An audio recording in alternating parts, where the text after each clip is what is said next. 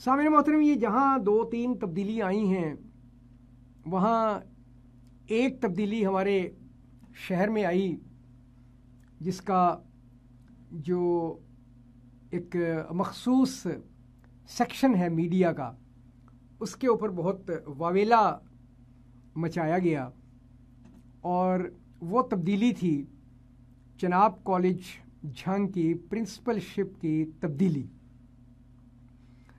یہاں میں یہ عرض کر دوں کہ چناب کالج ایک ٹرسٹ کے زیر اہتمام یہ کالج بنایا گیا تھا، اور اس ٹرسٹ کا نام ہے جھنگ ایجوکیشنل ٹرسٹ۔ یہ جو جھنگ ایجوکیشنل ٹرسٹ ہے، اس کا چیئرمین وہ بلحاظ عہدہ جو ضلع کا ڈپٹی کمشنر ہے وہ ہوتا ہے، اور یقینی طور پر اس کا ایک بورڈ آف گورنر بھی ہے جس میں کچھ سینئر لیکن ریٹائرڈ لوگوں کو وہ رکھا جاتا ہے عمومی طور پہ۔ تو جو ڈپٹی کمشنر ہے یعنی ضلعی ہیڈ، وہ اس کا چیئرمین ہوتا ہے۔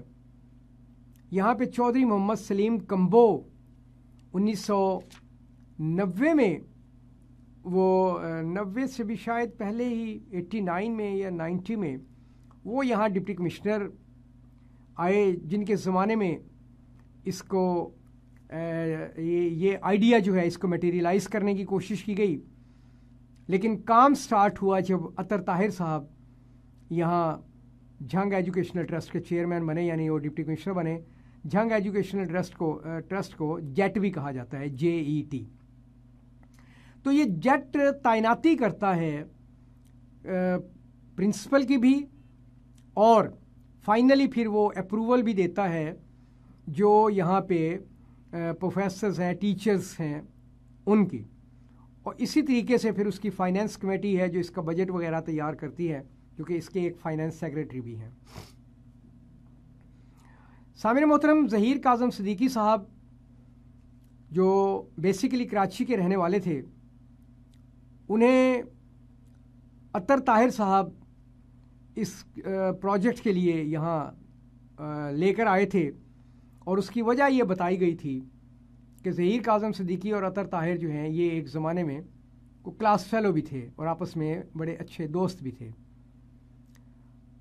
جو ہی اطہر طاہر صاحب کا یہاں سے ٹرانسفر ہوا اور اعتزاز الرشید صاحب یہاں ڈپٹی کمشنر آئے، تو اعتزاز الرشید خان کی سے ظہیر کاظم صدیقی صاحب کی نہ بنی، کیونکہ جتنا پروٹوکول اور جو اختیارات ظہیر کاظم صدیقی صاحب استعمال کر رہے تھے اطہر طاہر صاحب کے زمانے میں، تو جب اعتزاز الرشید صاحب آئے تو انہوں نے ان کو کرٹیل کیا۔ اور ایک اطلاع یہ بھی ہے کہ اعتزاز الرشید صاحب کسی دور میں کسی جگہ پر اطہر طاہر کے اور ظہیر کاظم صدیقی کے استاد بھی رہ چکے تھے، تو ان کی نہ بنی، لہٰذا ظہیر کاظم صدیقی صاحب نے یہ عہدہ پرنسپل شپ کا چھوڑ دیا تھا۔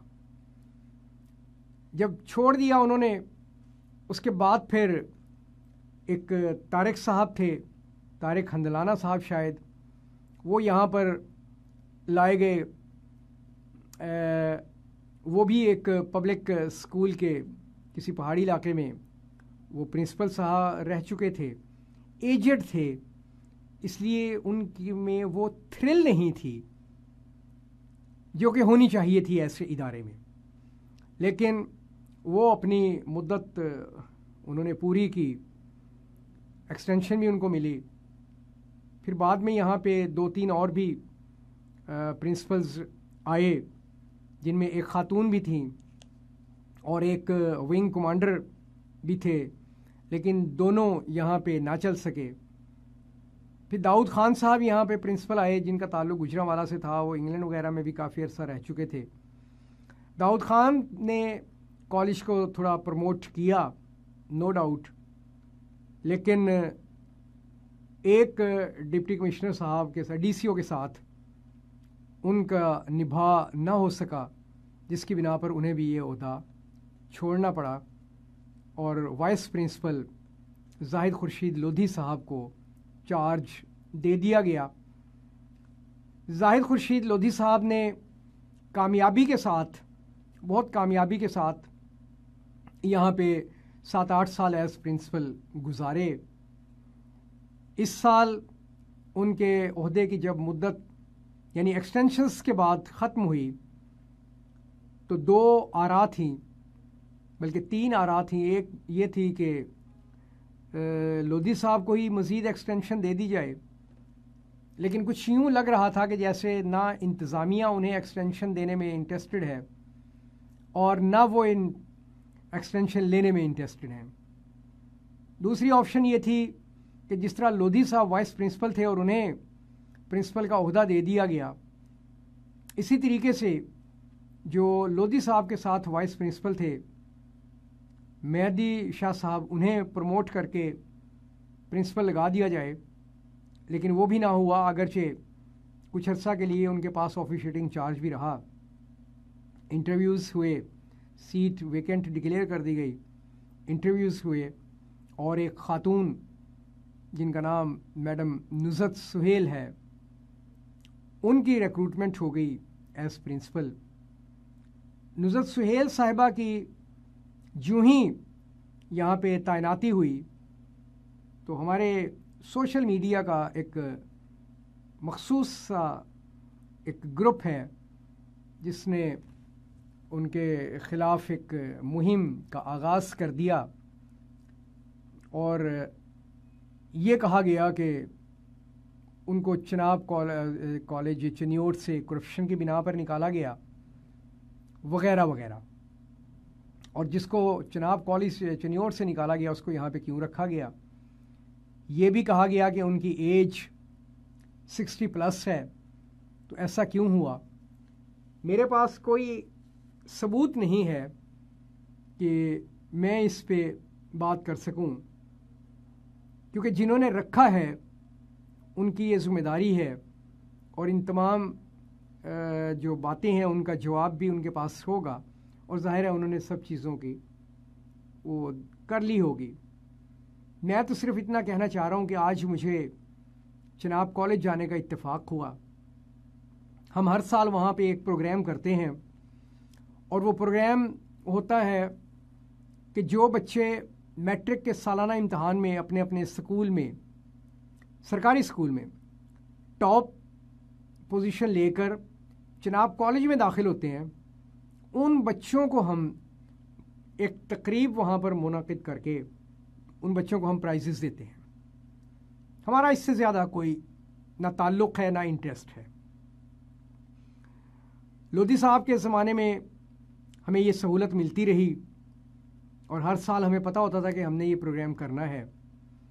اس سال اکتوبر میں ہم یہ پروگرام کرنا چاہ رہے تھے، لیکن چونکہ پرنسپل کی تبدیلی کی افواہیں چل رہی تھیں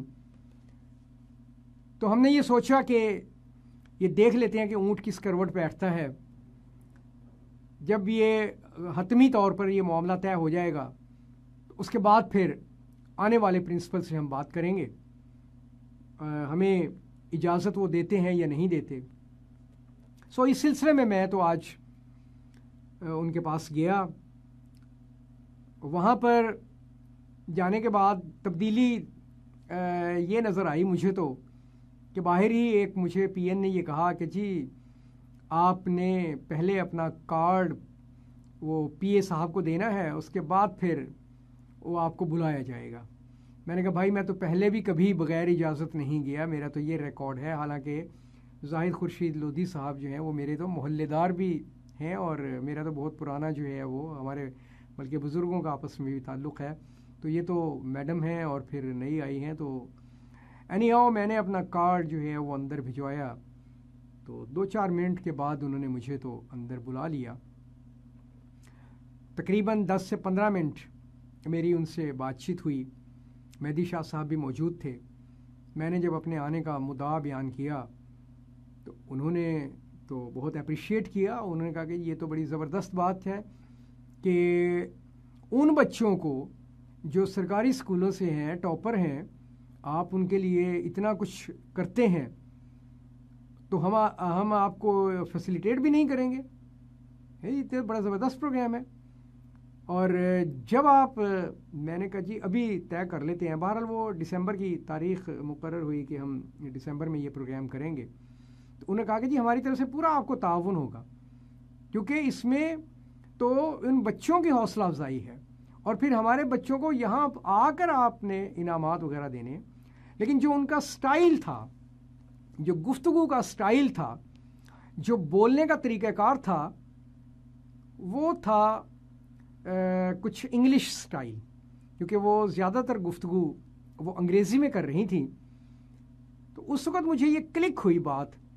میں نے کہا شاید اس میڈم کی سب سے بڑی بات جو ہمارے میڈیا کے ایک سیکشن کو پسند نہیں آئی, وہ شاید یہ ہو کہ میڈم انگریزی میں بات کرتی ہوں اور وہ کچھ یار دوستوں کو سمجھ نہ آتی ہو, تو اس پر انہوں نے اپنی ناراضگی کا اظہار وہ اس طریقے سے کیا ہو.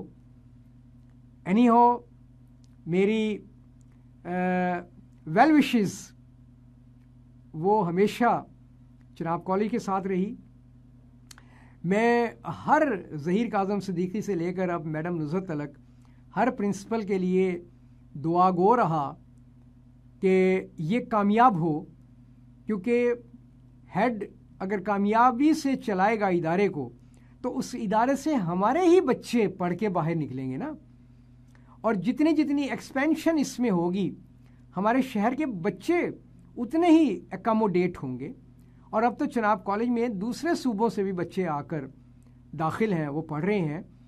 اس لیے میں یہ پوری دیانتداری کے ساتھ سمجھتا ہوں کہ ہمیں in the larger interest of our district we should promote and appreciate all efforts being made by the administration of Chenab College.